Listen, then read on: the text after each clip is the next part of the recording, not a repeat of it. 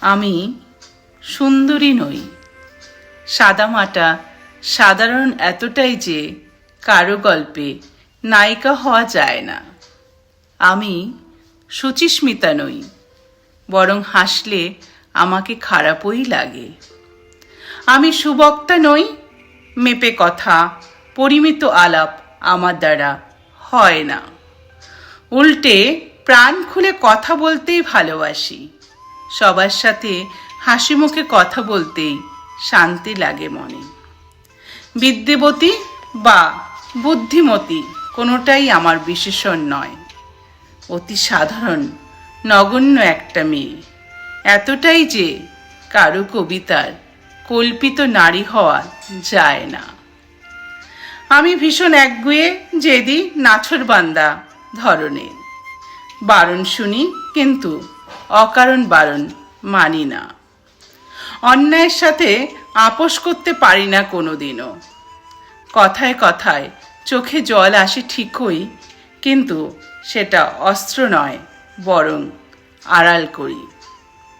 আমি ভীষণ রকম ভঙ্গুর, কিন্তু টের পেতে দিই না, পাছে আঘাতকারীর অনুকম্পা হয়। আমি আদতে অচল আজকের দুনিয়ায়। সবাই যখন ভীষণভাবে আধুনিক, আমি তখন পুরনো দিনে বাঁচি। প্রাগৈতিহাসিক বলে ঠাট্টা করে অনেকে আড়ালে, জানি, তবু বদলাতে ইচ্ছে করে না। আধুনিকতার বিরোধী নই, তবে বিশ্বাস করি আধুনিকতা পোশাকে নয়, মনে হয়।